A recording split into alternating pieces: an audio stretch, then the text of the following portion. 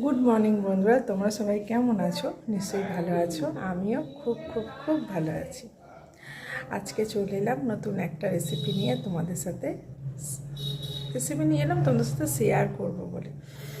আমার অনেক দিন ধরে করতে ইচ্ছা করছিল চিকেন চাপ, তো আজকে বানালাম আর কি। তোমাদেরকে দেখাবো কেমনভাবে বানানো, খুব সহজ পদ্ধতিতে। আর এমন কোনো কষ্ট নেই রান্নাটায়। চলো তোমাদের সাথে শেয়ার করি। চিকেন চাপ বানানোর জন্য বন্ধুরা দেখো, আমি মিক্সির মধ্যে নিয়েছি, মিক্সির জারের মধ্যে 1 চামচের মতো পোস্ত নিয়েছি। আমার যেহেতু 3টে লেগ পিস আছে, আমি চাপ পাইনি, তাই লেগ পিস দিয়েই আমি রান্নাটা করব আজকে। 1 চামচ পোস্ত নিয়েছি, 1 চামচ নিয়েছি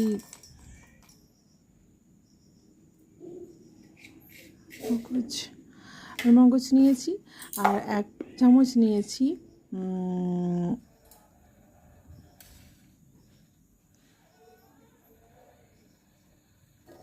কাজু বাদাম। এটাকে ভালো করে বেটে নিয়েছি। তারপর আরেকটা জেরের নিয়েছি, তার মধ্যে নিয়েছি 4টে কাঁচা লঙ্কা আর একটা পেঁয়াজ নিয়েছি। আর আমি এতেই দিয়ে দেবো ওই তো রসুনের, যেহেতু 3টে লেগ পিস তাই 7-8টা রসুনের কোয়া আর একটু ছোটো আদা বেটে নিয়ে রেখে দিলাম। এবার দেখলাম লেগ পিসগুলো বেশ কেটেই দিয়েছে, আমাকে আর কাটতে হবে না। এটাকে ভালো করে ধুয়ে নিয়েছি আমি। ধুয়ে নিয়ে এবার এই যে আদা, রসুন, পেঁয়াজ, কাজু, এইগুলো সব যে বেটে রেখেছিলাম সেগুলো মাখাবো। সব দিয়ে দিচ্ছি, একে একে সব দিয়ে দিচ্ছি। দিয়ে আর নুন হলুদ সব দেবো, এতে নুন হলুদ সবই দেবো। দিয়ে এটাকে ভালো করে ম্যারিনেট করব। হ্যাঁ বন্ধুরা, আরেকটা কথা, এটাকে বেশ একটু অনেকে ছাতু দেয়, আমি কিন্তু বেসন দিলাম। বেসনটাই আমার ভালো লাগে। তুমি ছাতুও দিতে পারো বন্ধুরা তার সাথে, বেশি নয়, 1 চামচ দেবে। আর তাতে দেবে ওই 1 চামচের মতোই গোলাপ জল, 1 চামচ কেওড়া জল, আর দেবে মিঠা আতরের 1 ফোঁটা দেবে। আমি মিঠা আতর 1 ফোঁটা দিয়েছি, বেশি দিইনি। মিঠা আতর 1 ফোঁটা দিয়েছি, ওতেই ও সেন্ট হয়ে যায় প্রচুর। 1 ফোঁটা দিয়েছি। আর দিলাম ফেটিয়ে রাখা দই, 1.5 চামচের মতো দই দিয়েছি। বড় চামচে 1.5 চামচের মতো ফেটানো দইটা দিয়েছি।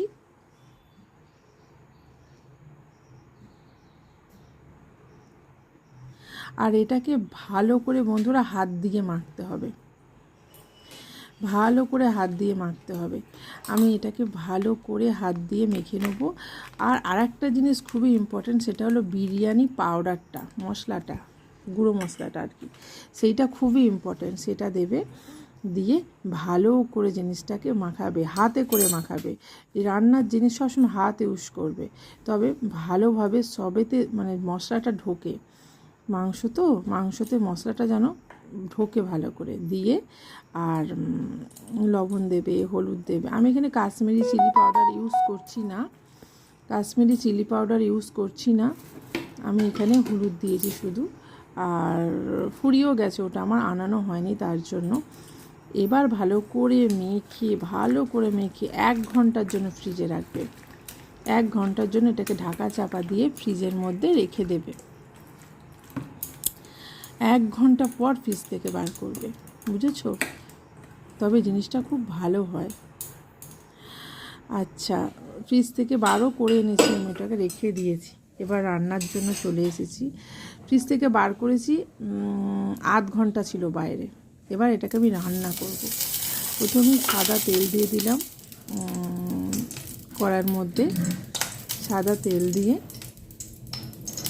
তেলটা হয়ে গেলে এটাকে ভালো করে রোস্ট করব, মানে ভালো করে ভাজবো।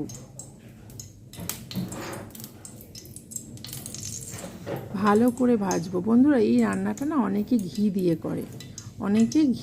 করে, কিন্তু আমাদের শরীর তো সেরকম কারোরই ভালো নয়, তার জন্য এটাতে আমরা ঘি দিচ্ছি না, এটাতে ঘি দেব না। ঘি দেবো, সামান্য একটু দেবো, আর এটা পুরো সাদা তেলে করছি, বুঝেছো? এবার ম্যারিনেট করা মাংসটা আমি আধ ঘন্টা বাইরে রেখেছিলাম, ফ্রিজে ছিল পুরো 1 ঘন্টা। আধ ঘন্টা পর এটাতে আমি কড়ার মধ্যে তেলটা হয়ে গেলে ভালো করে ভাজবো, আস্তে আস্তে করে ভাজতে হবে, বেশি তাড়াতাড়ি করলে হবে না। একটা একটা করে দেবো, দিয়ে ভাজবো।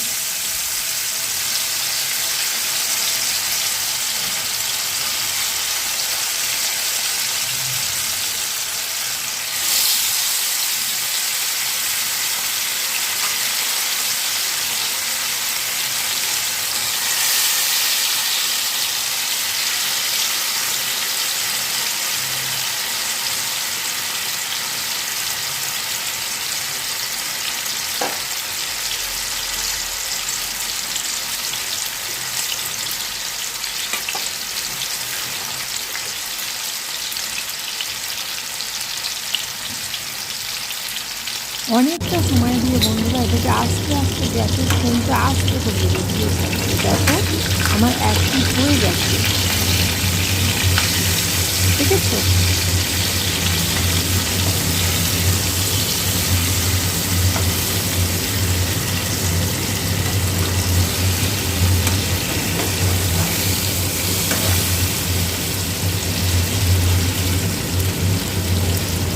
এই রকম করে আস্তে আস্তে আস্তে আস্তে রেখে ভালো করে ভাজবে।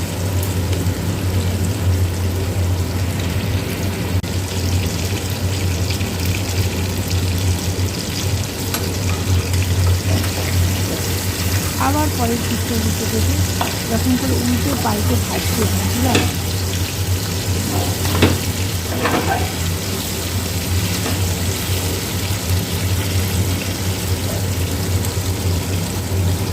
আর আমার এখানে হয়ে গেছে, তার জন্য আমি নামিয়ে নিচ্ছি। দুটো উল্টে পাল্টে ভাজা হয়ে গেছে, তার জন্য আমি লেগ পিস থেকে নামিয়ে নিলাম। এবার দেখো কত গুঁড়ো গুঁড়ো মানে মশলাগুলো কড়ার মধ্যে পড়ে আছে, এগুলো কোনো একবারে জল করে দিলাম, দিয়ে এর মধ্যে দেবো আমি। দেখো ভাজা হয়েছে কেমন, দেখো এরকমভাবে ভাজতে হবে। আর দিয়ে এর মধ্যে দেবো ঘি, 1 চামচের মতো ঘি দেবো বন্ধুরা, বেশি নয়, 1 চামচের মতো। এই যে ঘিটা গলানোই আছে, 1 চামচ ঘি দেবো।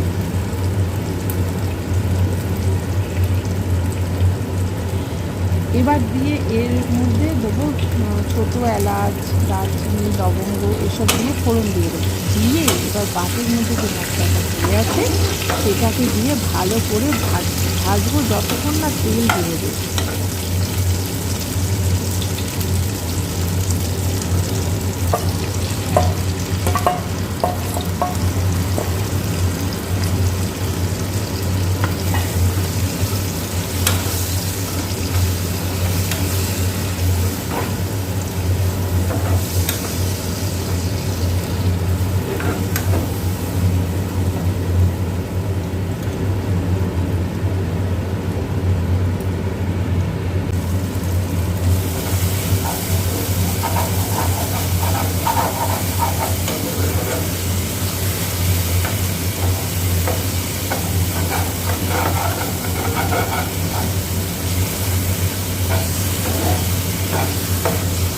দেখো আস্তে আস্তে ভাজা হয়েই এসেছে বন্ধুরা। এবার বাটিতে যে মশলা ছিল, মশলার বাটি ধোয়া জল, মশলা বাটিটা তুমি ধুয়ে ফেলে দেবে না বন্ধুরা, সবসময় ধুয়ে জলটা দেবে।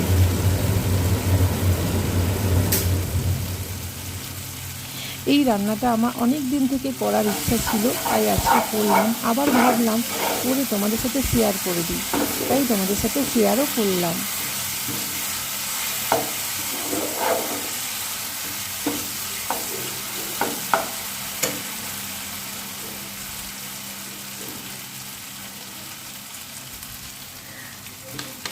এরপর চিকেনটা তুলে দিলাম, দিয়ে বাটি ধোয়া জলটা এর মধ্যে দিয়ে দিলাম।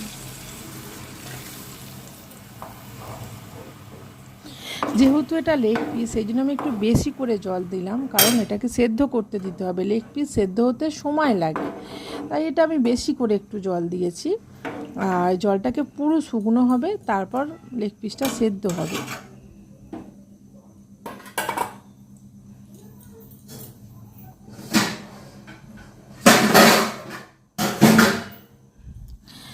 এবার এটাকে ঢাকা চাপা দিয়ে দিলাম। ঢাকা চাপা দিয়ে এখন কিছুক্ষণ থাকবে, যতক্ষণ না এর জলটা শুকোচ্ছে।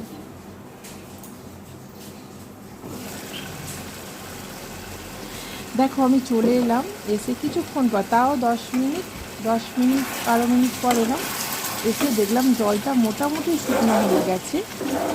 এবার গ্রেভিটা রাখাই যায়। তো চলো, রান্নাটা কমপ্লিট হয়ে গেছে, এবার পরিবেশন করার পালা। এবার একটা প্লেটের মধ্যে আমি এটাকে পরিবেশন করে দিচ্ছি। বন্ধুরা আমার ভিডিওটা মানে আমার আজকের রেসিপিটা কেমন লাগলো তোমরা একটু বলো। আমি যেহেতু চাপ পাইনি তাই চিকেন লেগ পিস দিয়েই করলাম, কেমন হয়েছে একটু বন্ধুরা বলো। আমি প্রথম ট্রাই করলাম, পারলে তোমরাও বাড়িতে করো, যদি ভালো লাগে আমার এই রেসিপিটা তোমরাও বাড়িতে করো। আর খেতে তো এটা দারুণ হয়েছিল, খুব সুন্দর খেতে হয়েছিল।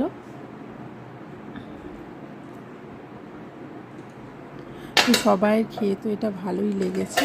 তো বন্ধুরা চলো আজকের ভিডিওটা এইটুকু, আর বেশি বাড়ালাম না। বন্ধুরা তোমরা কমেন্টে জানাবে কেমন হয়েছে আমার এই রান্নাটা, প্লিজ জানিও। আর একটা লাইক একটা শেয়ার করো, কারণ তোমাদের লাইকে আমি খুব উৎসাহ পাই ভিডিও বানাতে। তো চলো আজকের মতো এইটুকু, দেখা হবে নতুন আর একটা রেসিপি নিয়ে, পারলে নতুন আর একটা রেসিপি নিয়ে আসবো।